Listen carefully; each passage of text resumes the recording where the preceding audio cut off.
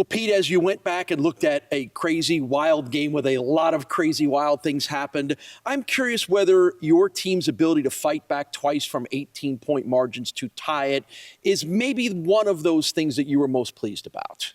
Yeah, there were so many good things that came out of that game, and we've been talking really since January when I got here about the morale of this group and the quality of the people that we have in the building.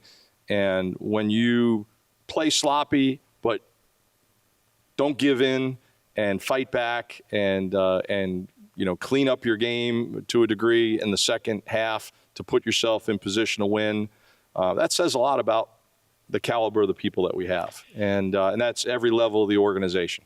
For only the third time in the last 10 years, a Buffalo offense had 300 yards passing and 200 yards rushing. Again, what kind of steps did you see from your offense, and especially C.J. Agbana's first career 300-yard passing game, that could bode well down the stretch here?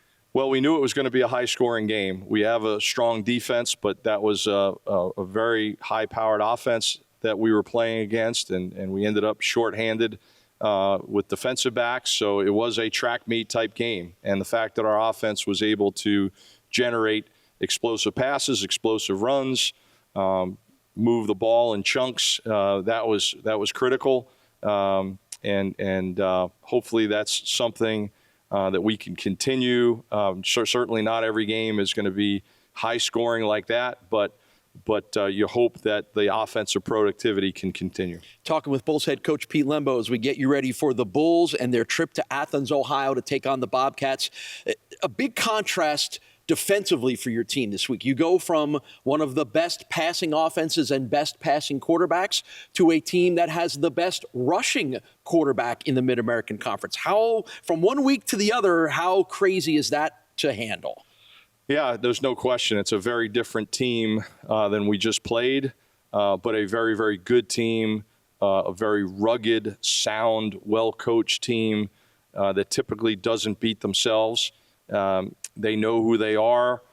They have a plan. They stick to that plan.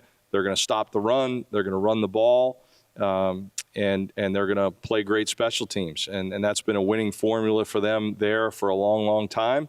But you're absolutely right. Their quarterback, Navarro, is a dynamic athlete, whether it's the zone read game or whether it's design quarterback runs, whether it's scrambles. He's a good decision maker on RPOs. So it's definitely going to be a challenge for our defense to contain him. They have the number 2 defense in the MAC, but maybe they're dealing with the same thing you're dealing with, which is, whoa, the Bulls now can throw the ball from the pocket if they need to, and they have some running game as well. Well, we hope so. We hope that, as you mentioned, that trend can continue, but they are a very, very rugged defense. They do a great job bringing pressure and moving their front, disguising their intentions, giving you multiple looks, including some 3-down looks. So our offensive line's got a lot to handle with this group. Maybe you are the magic touch in all this because you do have a win down there from 2011 when you were coaching Ball State. And while it has nothing to do with you and any of these players, we know the Bulls have struggled to win at Athens. Can you impart any wisdom on everybody for that? Well, you just do what you do, and you control what you can control. And our guys will be excited to play this game. And they weren't a part, most of them, of any of these previous trips.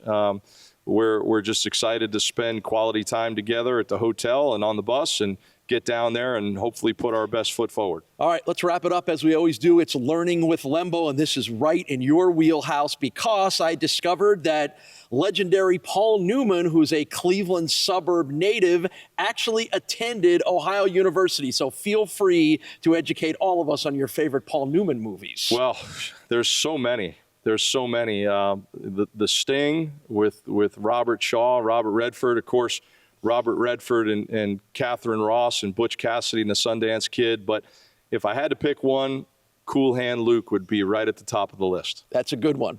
No Reg Dunlop and Slapshot is in your second tier? I would say second tier only because Jen Lembo, not as much of a fan of that movie, even though I am.